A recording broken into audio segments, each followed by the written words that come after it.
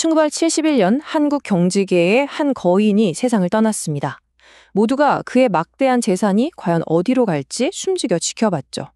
그런데요, 그가 남긴 유언장은 모두의 예상을 완전히 뒤엎어버렸습니다. 텅 비어있다시피 한 유언장. 그 뒤에는 과연 어떤 인생과 철학이 숨어 있었을까요? 오늘 그 놀랍고도 위대한 삶의 비밀을 함께 따라가 보겠습니다. 유언장의 첫 문장부터가 충격적입니다. 내 소유 주식은 전부 사회에 기증한다. 그리고 하나뿐인 아들에게는요. 대학까지 졸업시켰으니 자립해서 살아가거라. 단 한 푼도 물려주지 않겠다는 선언이었죠. 이 짧은 몇 문장이 당시 한국 사회 전체를 그야말로 발칵 뒤집어 놓았습니다. 아니 어떻게 평생을 바쳐 이런 모든 걸 이렇게 미련 없이 다 내어놓을 수가 있었을까요? 자, 바로 이 질문에 대한 답을 찾기 위해서 우리 함께 그의 인생 여정을 한번 거슬러 올라가 보시죠. 모든 것의 시작점, 격동의 시대를 온몸으로 부딪혀야 했던 그의 어린 시절로 말입니다. 그의 이 남다른 생각, 이 철학은 어디에서부터 시작된 걸까요? 그 뿌리를 찾으려면 아주 어릴 때로 가봐야 합니다. 모든 것은 9살 소년이 홀로 태평양을 건너면서부터 시작되거든요. 1904년 한반도는 전쟁의 화염에 휩싸여 있었습니다. 평양의 이름난 상인이었던 그의 아버지는 정말 어려운 선택을 해야만 했어요. 이 전쟁터에서 모든 걸 잃을 것인가? 아니면 고작 9살짜리 아들을 저 멀리 미국 땅으로 홀로 보낼 것인가? 결국 아버지는 후자를 택합니다. 어린 아들 손에 사진 한 장만 달랑 쥐어준 채로요. 가끔은요, 사소한 실수가 운명이 되기도 하죠. 그에게도 그런 순간이 찾아옵니다. 미국에서 배달일을 구하러 갔는데 직원이 그의 원래 이름 일형을 일한으로 잘못 알아들은 거예요. 보통은 아닌데요 하고 고쳤겠죠? 근데 그는 이 실수를 자신의 운명으로 받아들입니다. 낯선 땅에서 하나뿐인 한국인, 즉 원코리안으로 살아가겠다는 다짐으로 자신의 이름을 유일한으로 스스로 정한 거죠. 그의 특별한 인생은 이렇게 자신의 정체성을 선택하는 것에서부터 이미 시작되고 있었던 셈입니다. 미국에서도 그의 능력은 정말 대단했습니다. 일찌감치 사업에 눈을 떠서 엄청난 성공을 거뒀거든요. 뭐랄까 그냥 미국에서 편안한 백만장자로 사는 건 거의 보장된 길이나 마찬가지였죠. 그런데 그는 도대체 왜 그 모든 걸 뒤로하고 굳이 험난한 고국으로 돌아오려고 했을까요? 그의 성공 스토리는 정말 비즈니스 교과서에 나올 법한 이야기예요. 이거 한번 보세요. 그는 그냥 숙주나물이 필요하구나. 여기서 그치지 않았어요. 어떻게 하면 이걸 신선하게 유통할 수 있을까? 이 문제를 열처리와 통조림이라는 혁신적인 방법으로 풀어냅니다.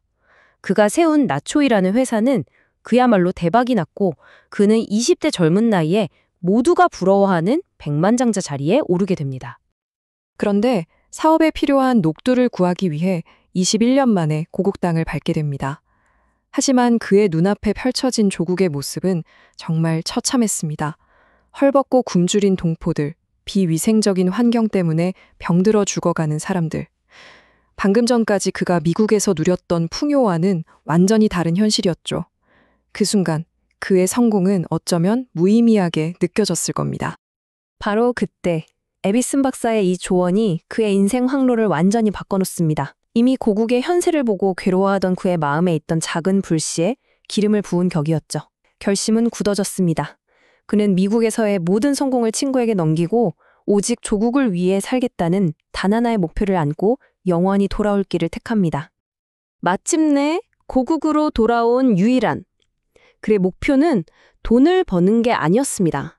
아주 명확했죠. 이 땅의 사람들을 건강하게 만들겠다. 그는 이 하나의 사명감으로 유한양행을 세우고 처음부터 완전히 다른 원칙들을 세워나갑니다. 유한이라는 이름, 여기에도 깊은 뜻이 있어요. 그의 정신적 지주였던 서재필 박사가 직접 지어준 건데요. 이 유자가 버드나무 유자입니다.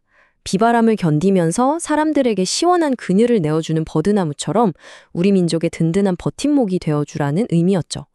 서재필 박사는 딸에게 부탁해서 버드나무 목각판까지 선물하며 그 뜻을 항상 기억하게 했다고 합니다.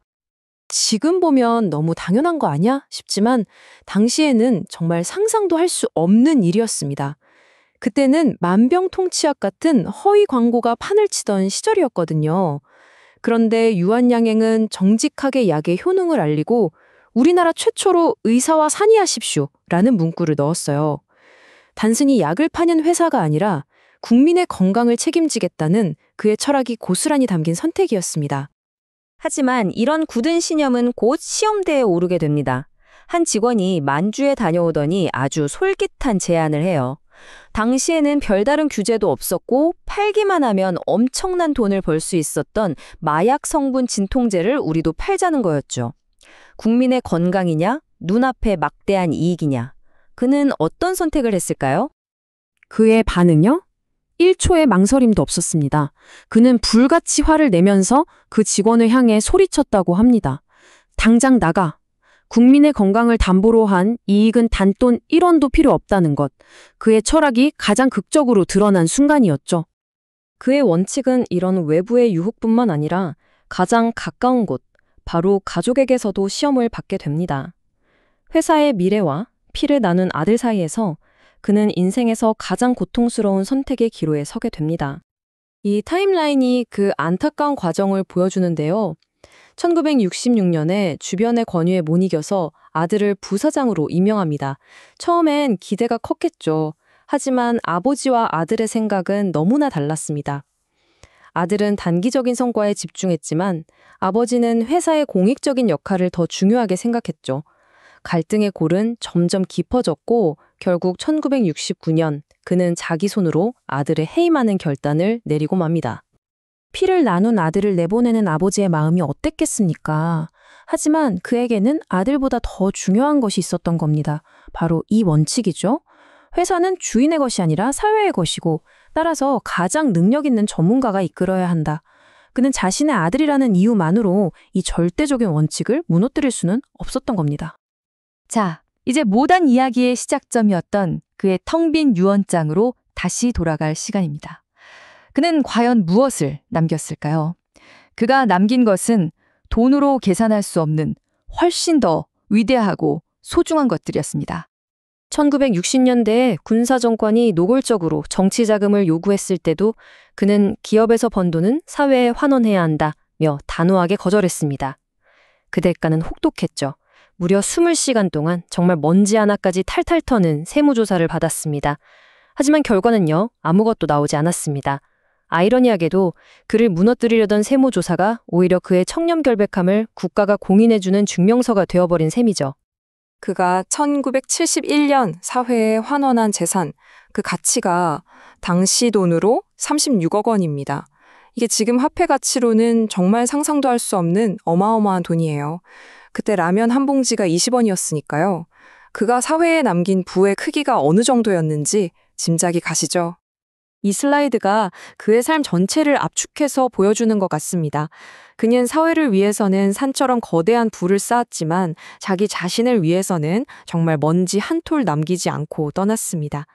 그가 세상을 떠났을 때 남은 개인 소유물이라곤 낡은 구두 몇 켤레와 양복 몇 벌이 전부였다고 하니까요.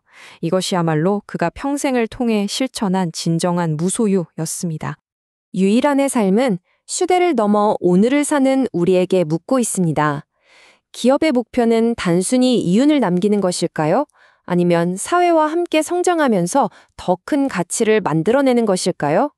여러분이 생각하는 기업의 진정한 유산은 무엇인가요? 그리고 우리 삶에서 진정한 성공이란 과연 무엇일까요?